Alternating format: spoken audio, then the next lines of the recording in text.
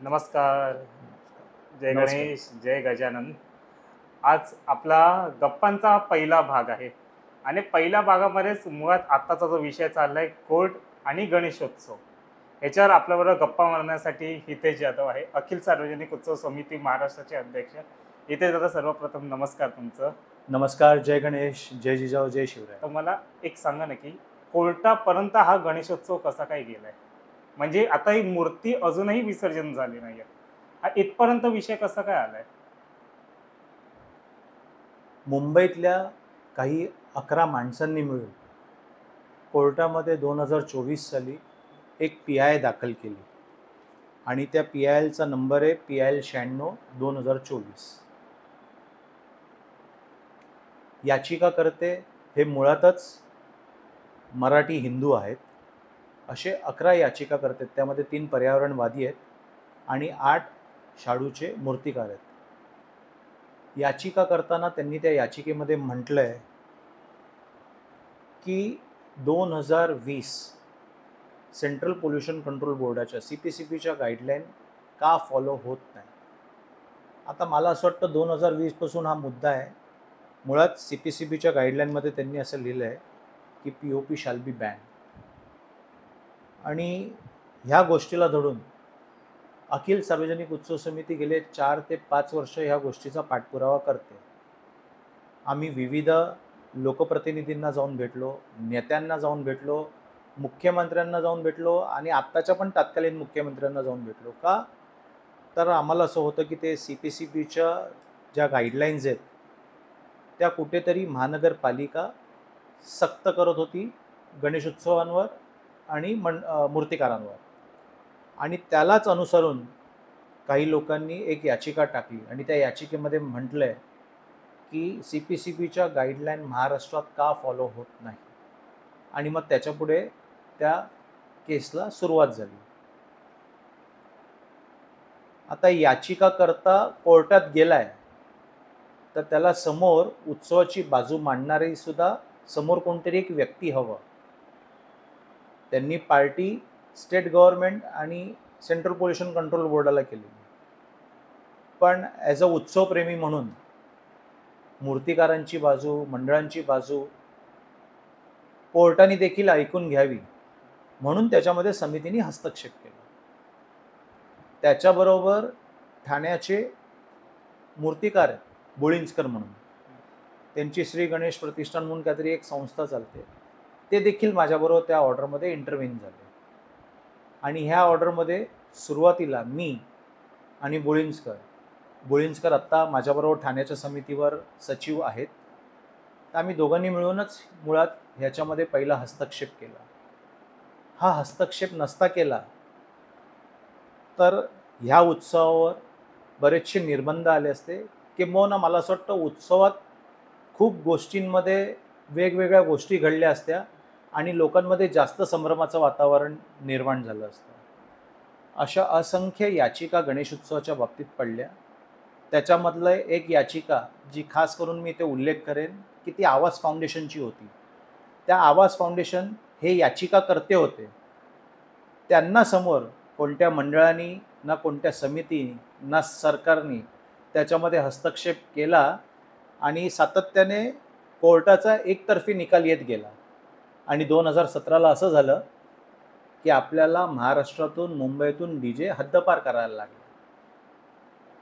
मग अशी परिस्थिती आत्ता आपण वाट बघत बसायची होती का? दहीहंडीवर पण अशीच याचिका पडली. मग दहीहंडी राज्यात पण लढले, दहीहंडी समन्वय समिती ही राज्यात पण लढली, दहीहंडी समन्वय समिती ही सुप्रीमला पण गेली आणि सुप्रीमवरनं परत ती केस राज्यात आली.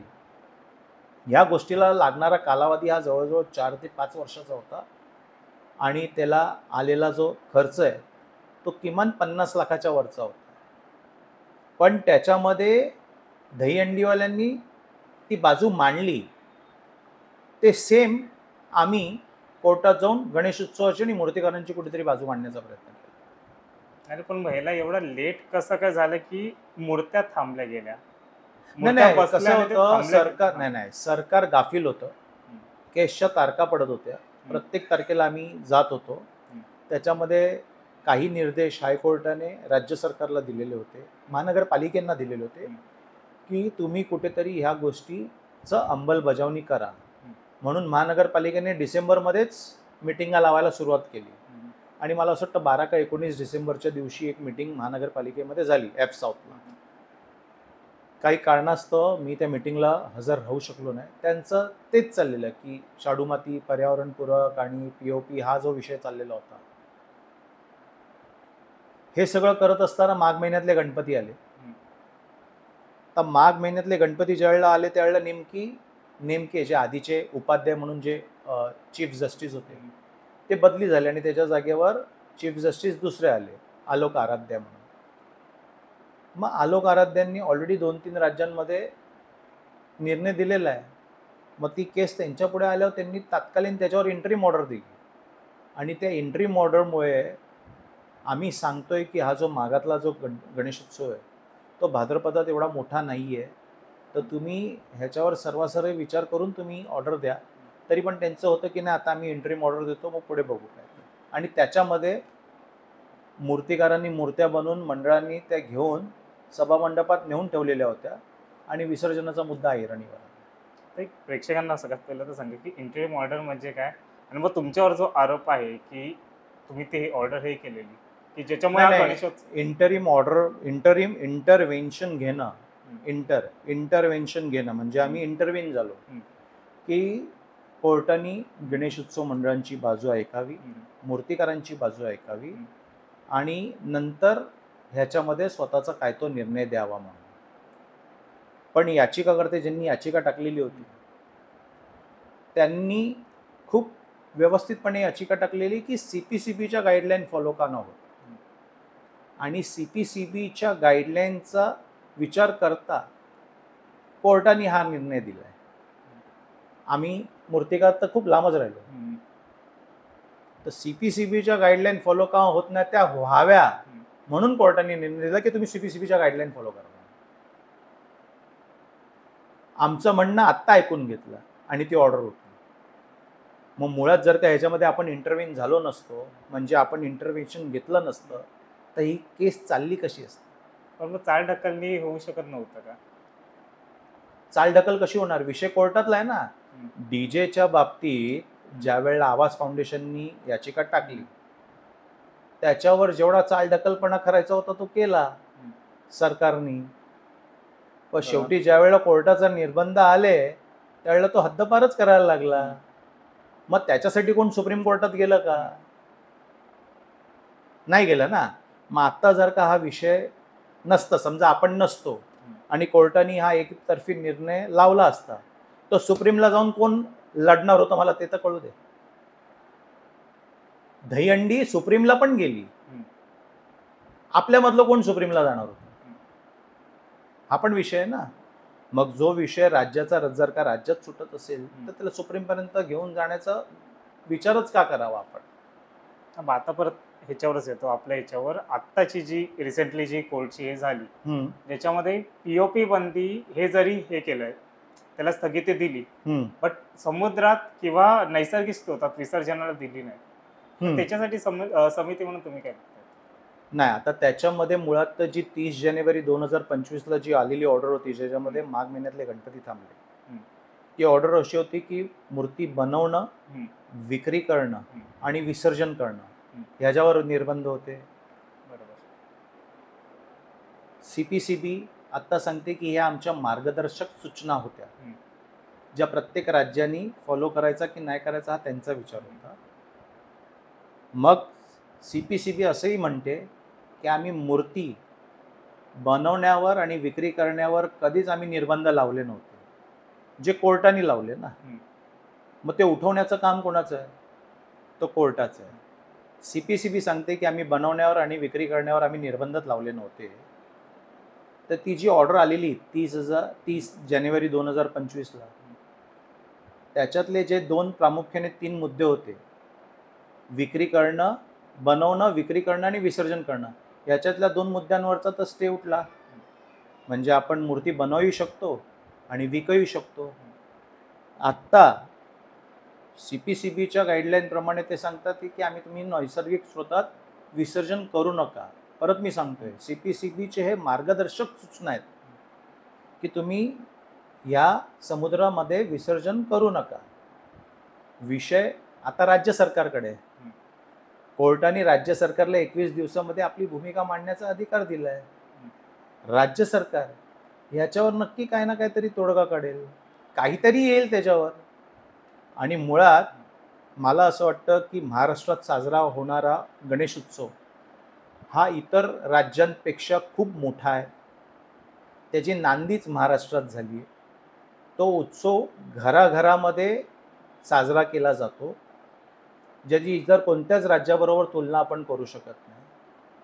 घरगुती लागणाऱ्या मूर्त्या आणि मंडळांमध्ये बसल्या जाणारे गणेशोत्सव मंडळांच्या मूर्त्या, ह्याचं फक्त जर का मुंबईमधलं आपण जर का एक साधारण समीकरण मांडलं तर 12 ते 14,000 मंडळं ही मुंबईमध्ये सार्वजनिक आहेत आणि घरगुती 3-3.5 लाख गणपती आपल्याला घरगुती लागतात.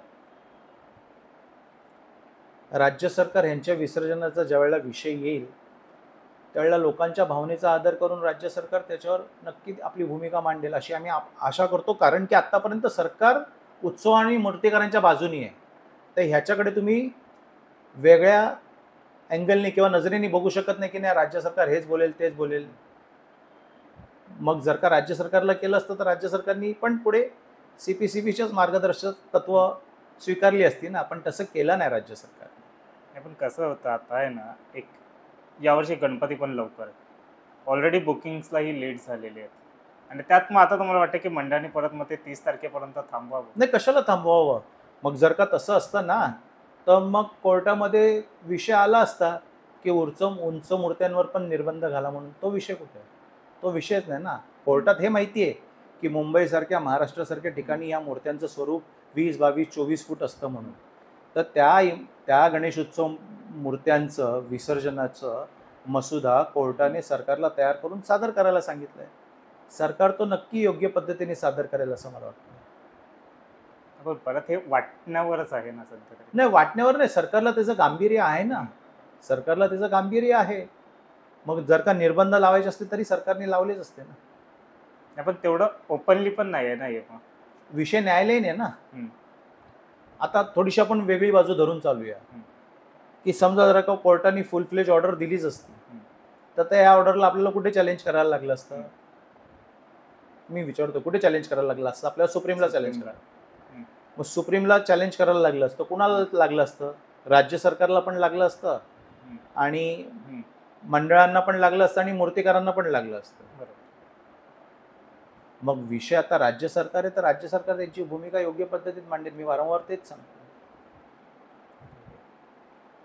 राज्य सरकार म्हटलंय का 20 फुटाचा गणपती बनवायचा नाही, 25 फुटाचा गणपती बनवायचा नाही? तो विषय काय होता कोर्टामध्ये, ते 18 आपलं 20 फुटाचा? नाही, त्यांनी एक सरासरी असं सांगितलं की मुंबईसारख्या ठिकाणी 20-22 फुटाच्या मूर्त्या बनतात. म्हणजे ते एक वकिलांमधली चाललेली आर्ग्युमेंट होती की what about the big idols which is of about 20, 25, 22 फूट, असा तो विषय होता. मग अचानक म्हणजे आता हे पहिल्यापासून जे होतं की POP हे निसर्गाला हानिकारक आहे, मग आता अचानक असं काय झालं की कोर्टाने ती परमिशन दिली त्यांना आणि CPCBने, आणि मग यामध्ये MPCBचं काय मत आहे? नाही, मला असं वाटतं, आम्ही 2020 पासूनच सांगतोय की POP हे पर्यावरणपूरक आहे. कारण की तसा शास्त्रज्ञांचा अभ्यास होता. NCLचे शास्त्रज्ञ मोहन डोंगरे, प्रमोद मोगे, जयंत गाडगीळ, शुभांगी उंबरकर यांचा अभ्यासच मुळात सांगत होता की POP हे पर्यावरणपूरक आहे. CPCBच्या गाईडलाईन्समध्ये एक विषय होता नॉन टॉक्सिन्स कलरचा, की मूर्त्यांवर जर का नैसर्गिक रंगांचा वापर झाला किंवा नॉन टॉक्सिन्स कलर जे आता बऱ्याचशा कंपनींनी काढलेले आहेत तर त्याचा वापर करून मूर्त्या घडू शकत होतं ना. मग कलरमुळे जर का मूर्त्यांवर निर्बंध आणणं तर हेच मुळात चुकीचं होतं, जे आम्हाला पटत नव्हतं. आणि म्हणून आम्ही डे 1 पासून सांगतोय की POP हे पर्यावरणपूरकच आहे. मग CPCBच्या काही गाईडलाईन्समध्ये पण तसं नमूद होतं ना. पण त्यावेळेला कोर्टाची किंवा अजून कोणाची ती मांडण्याची तशी क्षमता नव्हती किंवा कोर्ट ऐकून घ्यायच्या त्या मनस्थितीत नव्हतं. पण शेवटी आता ज्या वेळेला राज्य सरकार ह्याच्यामध्ये आल्यानंतर एका राज्याची भूमिका कोर्टाला ऐकून घ्यायचीच आहे, आणि म्हणून ते झालं. त्याच्यामध्ये सरकारने काकोडकर समितीचा अहवाल दिला, त्याच्यात पण त्यांनी तसंच म्हटलेलं आहे की POPमुळे पर्यावरणाला हानी होत नाही म्हणून. मग ते कुठेतरी मान्य करून घ्यायला लागलं सेंट्रल पोल्युशन कंट्रोल बोर्डाला, त्यांना एक ॲफिडेव्हिट दाखल करायला लागलं. या सगळ्या कोर्टाच्या प्रोसेस आहेत ना. एक हे करतो मी, POPनी हानी होत नाही आणि POP हे पर्यावरणपूरक आहे, याच्या दोन्हीमध्ये फरक खूप आहे, बरोबर? नाही, POPने पर्यावरणाचा ऱ्हास होत नाही म्हणजे ते एकच झालं. POPने पर्यावरणाचा ऱ्हास होत नाही. अशा तर असंख्य गोष्टी आहेत की ज्यांनी पर्यावरणाचा ऱ्हास होतो आणि त्याला प्रत्येक माणूस जबाबदार आहे. मग खरंच का आमच्या गणेश उत्सवाने पर्यावरणाचा ऱ्हास होतो, हा पण त्याच्यातला एक प्रश्न आहे ना. असंख्य गोष्टी आहेत. मी तर तुझ्या माध्यमातून असं सांगेन की प्रत्येक माणूस जो घरामध्ये आहे, जो त्याच्या दैनंदिन जीवनामध्ये अशा गोष्टी वापरतो की तो रोजच्या रोज पर्यावरणाला हानी पोचवतोय.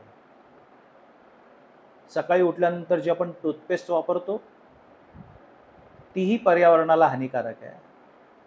माणूस ज्याने आंघोळ करतो, ज्या साबणाने आंघोळ करतो, तो जो फेस आहे, तो फेस काय, इट इज अन ॲसिड, तोही पर्यावरणाला हानी पोचवतो. आपण जी स्वतःचे कपडे धुतो, डिटर्जंट वापरतो, त्यामुळेही पर्यावरणाला हानी पोचते. आपण जे ताट बशी कप बशी साबू लावून धुतो, त्याच्यातला जो फेस आहे त्यानेही पर्यावरणाला हानी होते. पण जो बाबुलबुवा उभा केला आहे ना की गणेश उत्सवामुळे पर्यावरणाला हानी पोचते, तो मुळात हे खूप वर्षापासून आपल्यावर बिंबवल्या गेले खोट्या पद्धतीने, की ज्या वेळेला आपण इको फ्रेंडली किंवा पर्यावरणपूरक म्हटलं की आपल्याला शाडू माती आठवते, आणि ज्याला नाही माहिती तो सांगतो अरे POP ना बहुत अच्छा नाही आहे. पण ह्याचं कुठेतरी आपल्यावर 20 वर्ष 22 वर्ष आपल्यावर हे खोटं बिंबवण्यात आलं, आणि ह्याचा अहवाल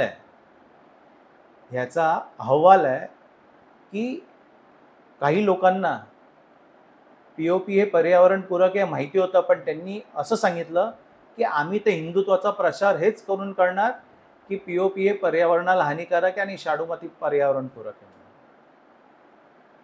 आणि ते आज कुठेतरी आपण बघतो. तर आता हे कोर्टाचे विषय तर झाले, पण कुठेतरी पर्यावरणाची हानी हाही विषय आहे.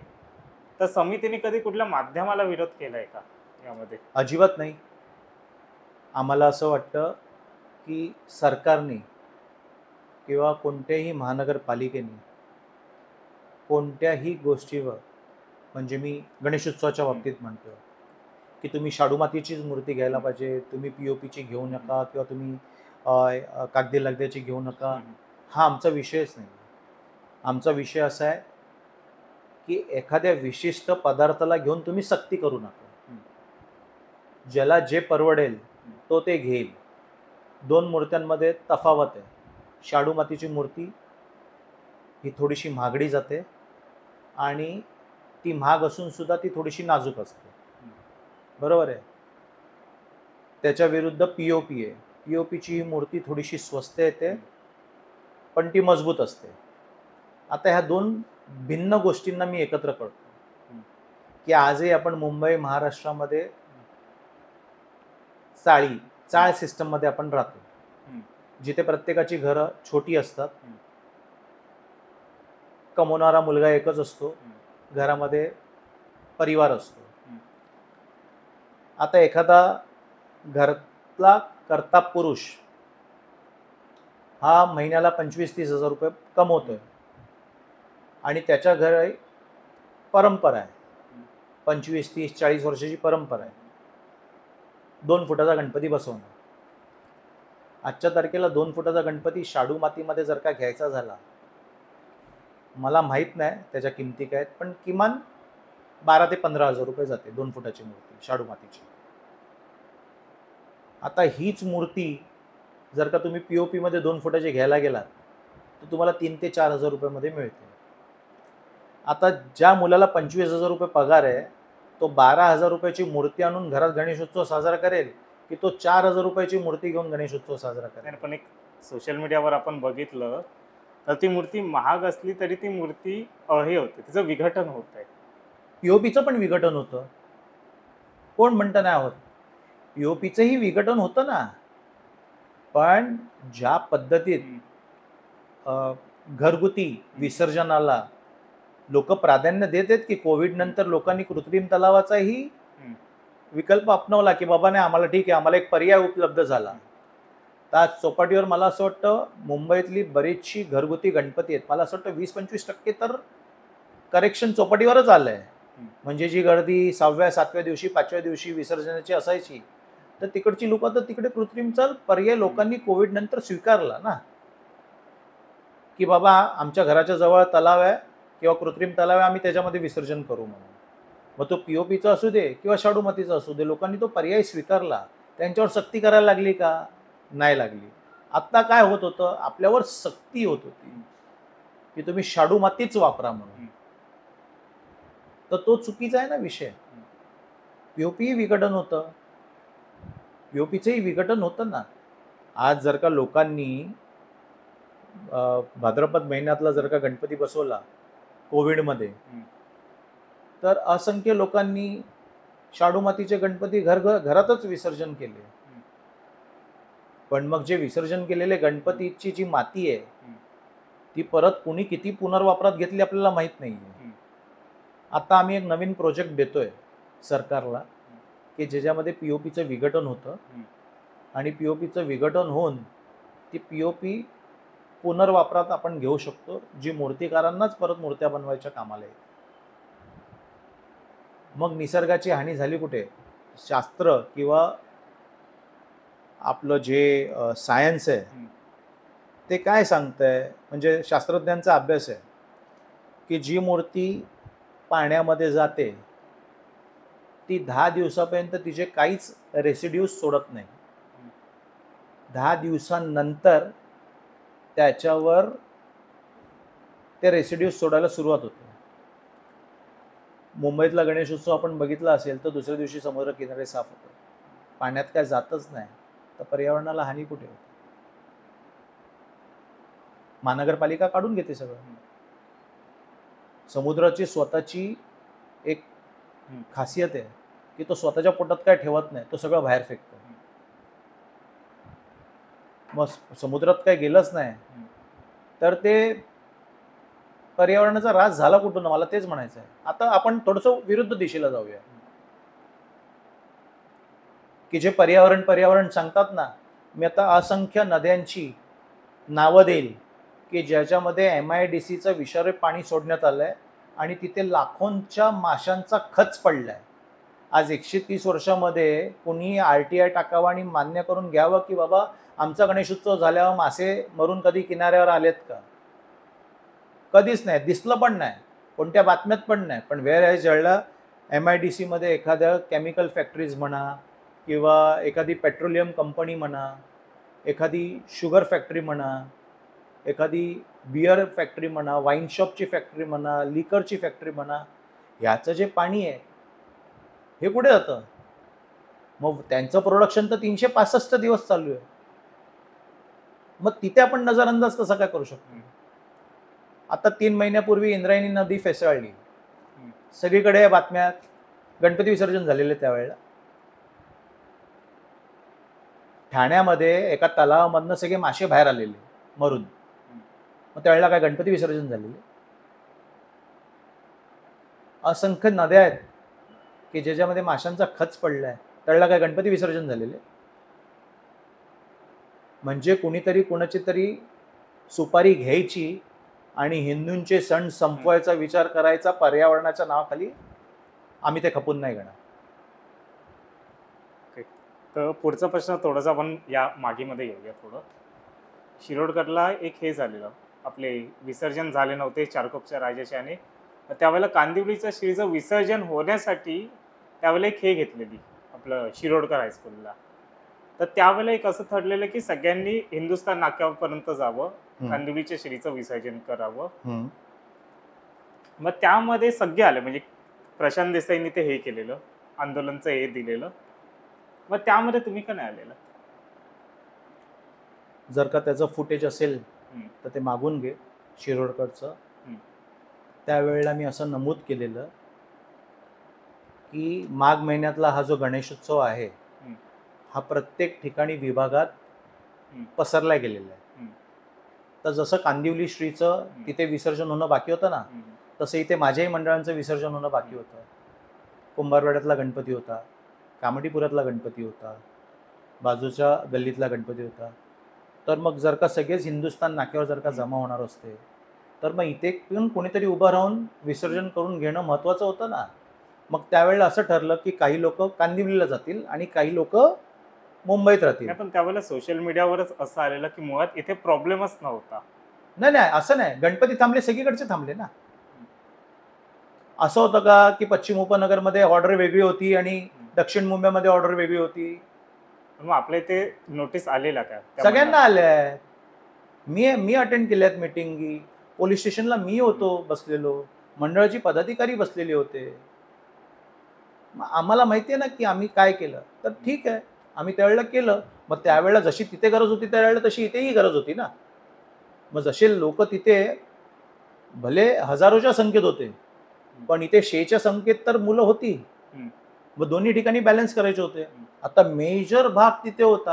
हम्म, बरोबर आहे. म्हणजे मी असं म्हणू शकतो की 70-75% लोक हिंदुस्थान नाक्यावर होते. मग दक्षिण मुंबईमधले काही गणपती होते जिथे आम्ही लहानाचे मोठे झालो, तर तिथे आम्हाला उभं राहून त्यांचंही विसर्जन करून घेणं तेवढंच स्वाभाविक होतं ना. असं तर नव्हतं की मी गेलो तिथे गेलो आणि इथे परत आलो, असं नव्हतं ना. तर ते समोरून सांगितलेलं की तुम्ही ती बाजू सांभाळा, मी ही बाजू सांभाळतो म्हणून माझं तिथे हिंदुस्थान नाक्यावर जाणं नाही झालं. त्याच्यामध्ये पण एक कॅच आहे. 2:30 वाजताची एबीपी माझाची जर का तुम्ही नीट इंटरव्ह्यू बघितली, मला असं वाटतं वेदांतनी ती घेतलेली बाईट आहे आणि त्या बाईटमध्ये त्यांनी कांदिवली श्रीवाल्यांना विचारलं की तुम्ही विसर्जनाची तयारी केली तर तुम्ही कृत्रिमला विसर्जन करणार का? आणि त्यावेळेला त्यांनी एक उत्तर दिलं की आम्ही विचार करतोय. मला असं वाटतं असंख्य लोकांकडे ती बाईट असेल. मंडळ विसर्जनाला निघते आणि मंडळ विचार करतोय अजून. तर ह्याच्यामध्ये थोडंसं ऐकताना मी पण स्वतः डबल माइंड झालो. अरे असं कसं काय की आता मंडळ विसर्जनाला निघतं आणि मंडळ सांगते की आम्ही अजून विचार करतोय म्हणून. तर मी म्हटलं काहीतरी त्यांच्या डोक्यात असेल. पण आपण क्लिअर कट होतो हे की मेन माणसं तुम्ही तिथे जा, मी गिरगावातच थांबणार आहे. पण आपल्या इथे पण त्या गणपती मंडप आहे ना, त्याच्या मागे जो एक हे आहे गार्डन आहे, तिथेही कृत्रिम तलावाचं काम चाललेलं. हो दे ना, काम चालू होतं. पण आम्ही सांगितलेलं की आम्ही विसर्जन करणार नाही म्हणून आणि आम्हाला तिथे काय कागदपत्र द्यायची होती ती आम्ही दिली आणि झालं विसर्जन. ओके. तर त्यापुढे हे सगळं झालं, हा प्रकरण झाला. त्याच्यानंतर परत एक संमेलन झालेलं नरे पार्कमध्ये. बरोबर. मग त्याच्याने मुळात तर त्या संमेलनाने काय सिद्ध झालं? संमेलनाने मूर्तिकारांची ताकद दाखवली. ज्याला सांस्कृतिक मंत्री हजर होते. सरकारची बाजू त्यांनी त्या 12 ते 14,000 मूर्तिकारांच्या समोर मांडली की सरकार सक्षमपणे कटिबद्ध आहे मूर्तिकारांच्या बाजूने उभे राहणं. सरकार मंडळांच्या बाजूने उभं आहे. आम्ही कटिबद्ध आहोत की या उत्सवाच्या बाबतीत जे धोरण सरकारला आखायला लागेल किंवा सरकारला ज्या ज्या गोष्टी करतील त्या सगळ्या गोष्टी आम्ही करणार आणि हा उत्सव आम्ही वाचवणार. हे त्या व्यासपीठावर आशिष शेलारांनी दिलेलं कमिटमेंट होतं आणि त्यांनी ते पूर्ण केलं. पण परत मग त्याच्यानंतर पण तो बराच वेळ गेला, कोर्टाचे बरेच तारीखही पडले त्यानंतर. हो बरोबर आहे, कारण की कोर्टाच्या तारीख नाही पडल्या. मुळात जे मुख्य न्यायाधीश होते ते रजेवर गेले. ते रजेवर गेल्यामुळे आता ते गेलेत, केस ते चालवत आहेत ना, तर दुसरा येऊन ती पुढे कंटिन्यू कशी काय करू शकतो? आज जर का समजा एखादा डॉक्टर ऑपरेशन करतोय तर तो अर्धवट सोडून जाऊ शकत नाही ना, त्याला पूर्णच करायला लागणार ते ऑपरेशन. त्याच्या जागेवर दुसरा कोणी येऊन ते ऑपरेशन करू शकत नाही ना. तर तो डॉक्टरच सुट्टीवर गेला तर तो पुढचे पेशंट कसे काय घेऊ शकतो? नाही घेऊ शकत ना. मग ते परत रुजू होईपर्यंत आपल्याला वेळ लागणार ना. मग ज्यावेळेला रुजू झाले त्यानंतर तारीख पडली नंतर फटाफट 23 तारीख पडली. 23 तारखेनंतर इमिजिएटली 5 मे पडली, 5 मे नंतर परत आता 9 जून पडली. मग वेकेशनवर जायच्या आधी तर बऱ्याच गोष्टी झाल्या ना. मग असं आहे ना की ओव्हरनाईट कोर्टाचं काम आहे ना. कसाबला किती वर्षानंतर फाशी लागली. कोर्टाच्या कामाला वेळ लागतोच ना. मला असं म्हणायचं आहे, तो तर टेररिस्ट होता जो सिद्ध झालेला, ज्यांनी हजारोंचे जीव घेतले त्यावेळेला. मग त्याला 5 दिवसात फाशी दिली का आपण? नाही ना. ती पण कोर्ट केस 8 ते 10 महिने चालली ना. कोर्टाचं काम आहे पुरावे, विषय, सरकार, समिती, मूर्तिकार, याचिकाकर्ता सगळ्यांचे विचार घेऊन त्यांना त्यांचे निर्णय द्यायचे. मग समजा आता इथे हा आपलं 30 तारखेचा लागलाच निकाल पीओपीच्या बाजू म्हणजे विसर्जनाच्या बाजूनी नैसर्गिक स्रोतात विसर्जन करा, पण परत हा विषय अगर कोणी सुप्रीम मध्ये घेऊन गेले तर सुप्रीमला जायला लागेल. मग परत थांबलंच ना ते. नाही, सुप्रीमला जायला लागेल ना मग त्यासाठी. मग आत्ता ह्या लढ्यात माझं असं म्हणणं आहे की मूर्तिकार संघटना उतरल्या कारण की त्यांचा व्यवसायच बंद झाला. समिती किंवा मंडळ या लढ्यात किती उतरली?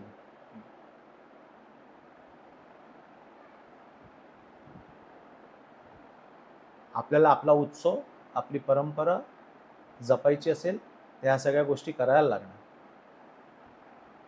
आणि मला असं म्हणायचं आहे की खरंच आहे ते करायला लागणार.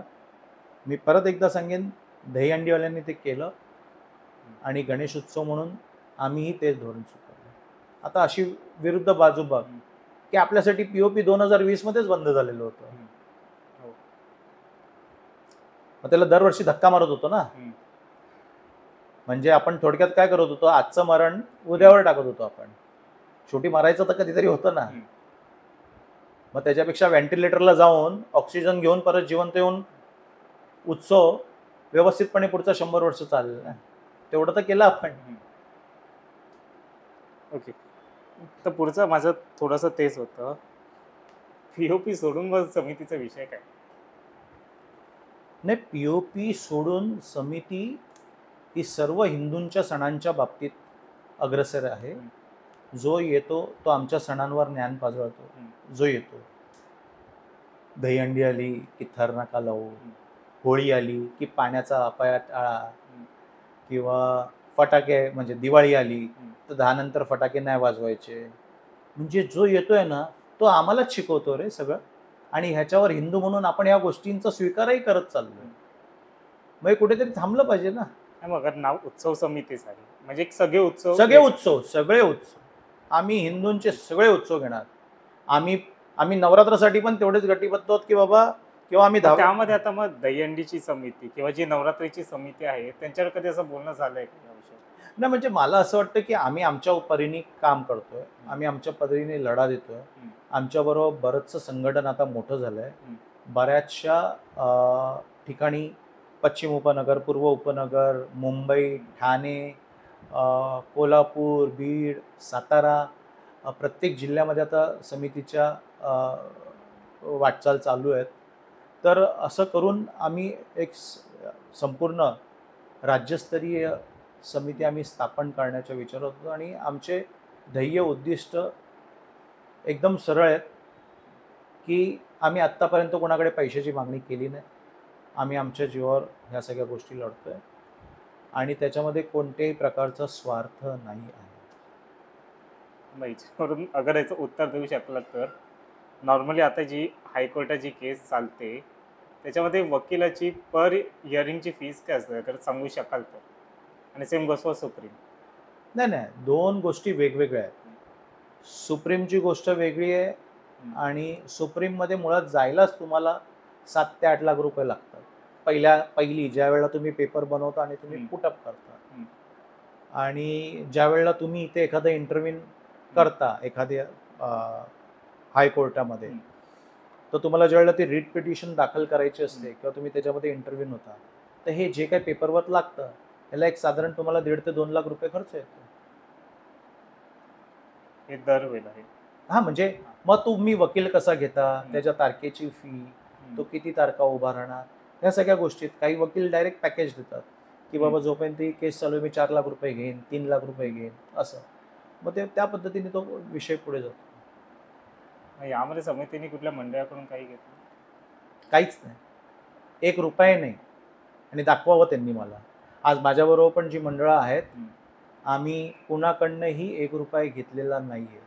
आमचे जे मुख्य पदाधिकारी आहेत, आम्ही आमचा खर्च आम्हीच चालवतो.